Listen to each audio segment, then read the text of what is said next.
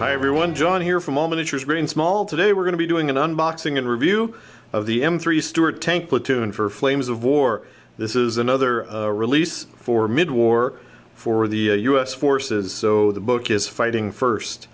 This box retails for about $45 US, and it comes with 5 plastic M3 Stuarts.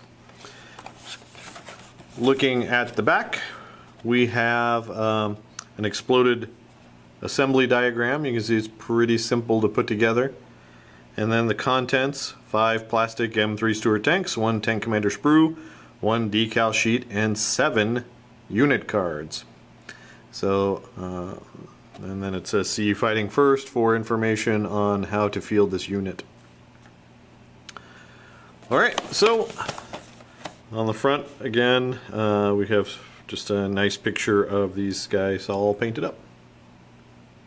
Okay, let's go ahead and open up the box. I already took the shrink wrap off so we wouldn't have a glare from the lights. But this is what we get.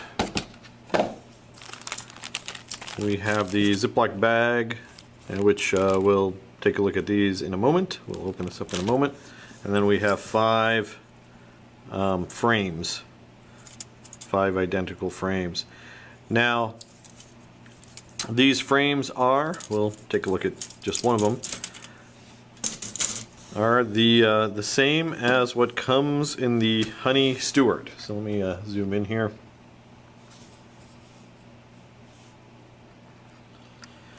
It's just molded in a different color than the Honey Stuart box set for the British, but it's the same sprue. So you'll notice it actually has 2 different turret tops. It has one for the Honey and one for the American M3. It has 2 tops to the hull, depending again on what which model you're making. And then it has sand skirts, which typically you'd see on the British ones. The Americans didn't quite have them, but you could always model them as well. So the sprue itself is pretty cool. Let's get this into focus here. I believe this hull top is for the Honey, as are these kind of pentagon shaped hatches. But the detail is really nice. You can see rivet detail. That's the back plate. Very thoughtfully they gave us stowage here. An extra 30 caliber machine gun, which is very nice. That's the 37mm cannon for the turret, but it looks like also they give you the short barreled howitzer. The vision slot that goes on the hull, I think that's the American one. The turret detail. So this is the American one here, the one that's hollow, and you actually push this piece slots down into there, and we can see very nice detail. So this is the hull top for the M3 Stuart, and then we have detailed tracks.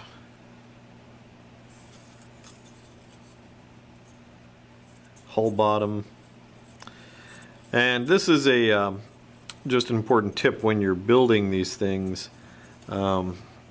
This spot here where this sprue gate goes into this hull, that hull is slanted and it is meant to go flush against the top of this track piece.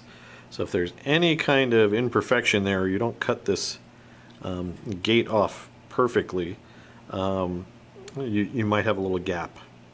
And when we look at assembled one, you can see what we're talking about.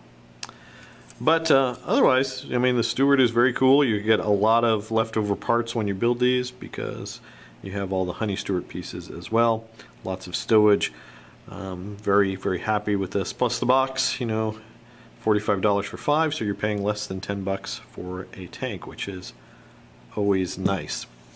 Alright, so that is the plastic. Again, you get 5 identical sprues for that. Then we have the bag.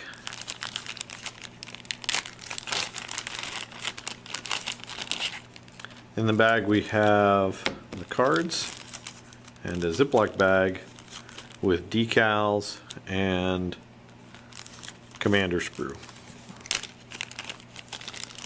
Let's go ahead and open these up. So this is pretty standard.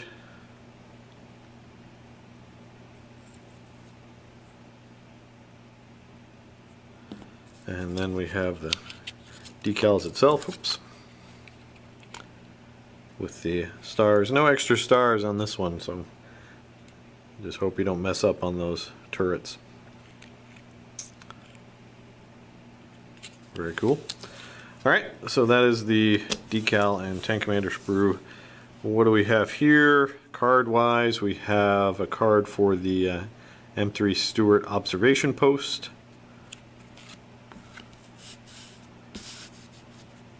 We have a card for the M3 Stuart, this is the HQ for the M3 Stuart, oh no, sorry, this is the HQ for the M10 Tank Destroyer Company.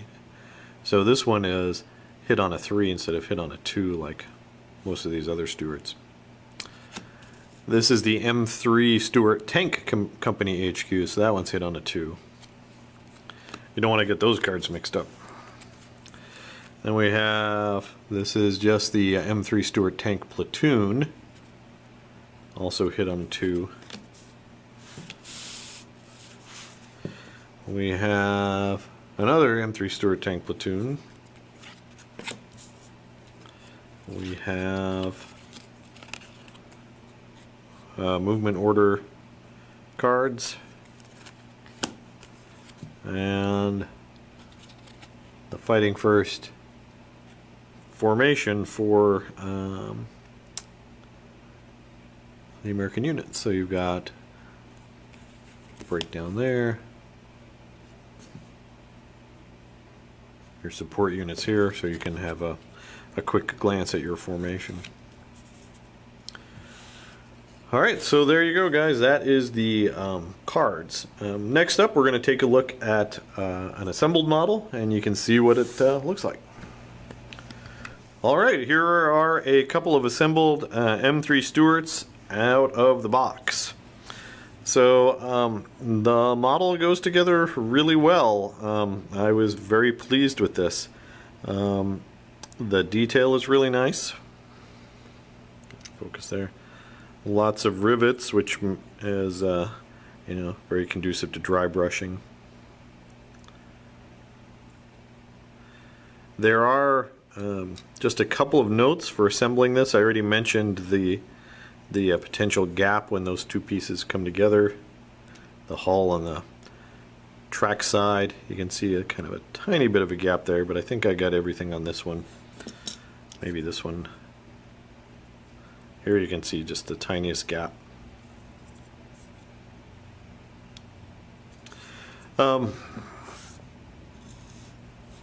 But they went together really well. Oh, the other potential place you want to make sure is on the front, where the hull top meets the hull bottom.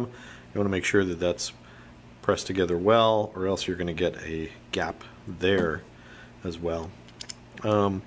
The model itself, you've got the peg. You could also put a magnet in there, which is cool. I didn't put any of the stowage on here yet. I did put the gas tanks on, just like the box art.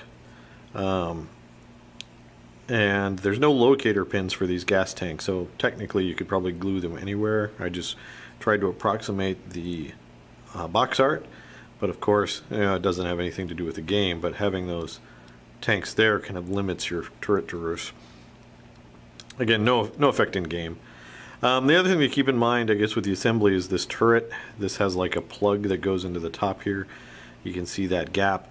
That's an armor line, I believe, on the real tank, so once it's painted, it's not going to look out of place.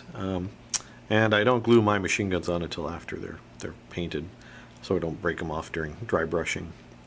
So overall, the models themselves are really good. I'm not going to have time to paint one for this particular review.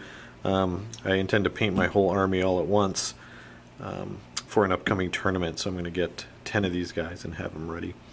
But I'm very pleased with them. I like them. I think the Stuart is a cool looking tank, and in game they seem to do pretty good. So that's a good segue. Next up, we're going to look at the tank in game and talk a little bit about its performance. Alright, so in the Fighting First rulebook, these Stuarts come in at 2 points per tank. So what do you get for your 2 points? If you've seen my Fighting First review, the review of the book, I do talk about the Stuarts already, but we can talk about them a little bit more here. What do you get for your points? Well, the Stuart is a pretty fast tank. It has a tactical speed of 12, so you get this thing on the road, and it's road dashing 28 inches, so it can really get to where you need it to go, which is nice. Weapons wise, it has a 37mm cannon in the turret, and that's a halted and moving rate of fire 2, anti-tank 7, 4+ firepower, and it does have the stabilizer rule, so if you're moving, you get to fire rate of fire 2, but you're adding 1 to your needed hit number, so it's harder to hit. Now, in addition to the 37mm gun in the turret, the M3 also has 3 machine guns, which gives it a rate of fire 5 with its machine guns, which is pretty awesome. American tanks typically have probably the most machine guns mounted on them, and the Stuart's no exception. It's got the self-defense AA special rule on them, so if you do see Stukas, you get at least some protection out of it. But weapons-wise, the Stuart's a great tank. You're always looking for opportunities to throw these guys at exposed artillery or exposed infantry, and with their speed, they can get there and just hose units down with their machine guns, which is oftentimes just as good, or if not better, than firing their main gun. And then AT-7, it's respectable. Panzer IIIs, Panzer IVs, they can't ignore Stuarts. Tigers can ignore Stuarts. But Panzer IIs can be terrified of Stuarts. But the 3s and 4s, they've got decent armor, but the Stuart can still pen them from the front. So it's always caution. Now, as far as the stats go, the Stuart has a front armor of 3, side armor of 2, and top armor 1. So their front armor 3 is nothing to write home about. I mean, it's okay, but it's not going to be stopping main tank rounds. Next up, you've got a Lee at 5 and a Sherman at front armor 6. So the Stuart's not going to really be stopping a lot of shots. Motivation-wise, they are counted as motivation 4+. However, they have a skill of green, which translates to a 5+. Now, this is a big downside for these guys. So they're only pulling off skill-based special orders like Blitz on a 5+, which is only 33% of the time. And that's really risky. It's most of the time too risky, because typically you're fighting veteran German tanks, so they're hit on 4 anyway. And if you're moving, you're using your stabilizers and hitting them on 5. And if you fail your skill check, which you're going to do 66% of the time, you're now hitting them on 6s. So you're not going to use it very often with that skill rating of 5+. That's kind of hard. Now, the other really rough thing is they're reckless, so they're hit on a 2+. Flames of War version 3 players will recognize that these guys are basically conscript Stuarts. So they're hit on a 2+. So if you think about that for a moment, at long range, they're still hit on a 3+. Concealed at long range, 4+, 50% of the time. Your best bet being long range, concealed, and gone to ground, not shooting, not moving, your opponent is still hitting you on a 5+. So that can be pretty tough. So that means these guys cannot be exposed under any circumstance. You put them near something, they're going to get hit, and with that weak front armor of 3, it's probably going to get through. So really, these guys are position players. They need to nip around the edges, hide behind hills or woods, and then pop out for that decisive attack. The other thing to note is these guys aren't that great in assault. With that skill rating of green, they're only hitting on a 5+ in assault. That means for every 3 tanks, you're probably getting 1 success or 1 kill in assault. So that's not very good. Unlike later war Stuarts, which you could blitz, run them behind and maybe assault a artillery park or something like this. These guys assaulting are not statistically very reliable. That's not to say these guys aren't terrible, because they're only 2 points per tank. So a whole formation of these, a HQ plus 2 full platoons, really only sets you back 24 points, I think. So you have a lot of other stuff you can bring that will hopefully keep your opponent busy. The other thing is, if they're shooting at your Stuarts, they're not shooting at your more expensive Lees or Shermans. They're not shooting at your M10s. Giving them a whole bunch of targets to shoot at and hoping that they make a mistake and go after the wrong target is a big part of the strategy of the game. So overall, the stats being what they are, I'm building a list for an upcoming tournament, and I'm probably including 5. I bought 10, I'm building 10. I'm not sure if I'm going to have 10 in a list, but more than likely I'm going to have 5 of these in my list, just to see how they do. I expect them to die, but hopefully they will cause a lot of havoc, or at least mess with my opponent's plans before they do so. So there you go, guys. That is the M3 Stuart box set. Let's zoom out here. Again, I like these guys. I think they're cute little tanks. And I'm looking forward to getting them on the field. So, I hope you enjoyed this unboxing and review of the M3 Stuart Tank Platoon. If you did, please go ahead and like and subscribe. Leave your comments down below. What do you think about the M3 Stuart? What do you think about these plastic kits and the assembly? So, go ahead and let us know down in the comments below. As always, thanks for watching, and keep on wargaming.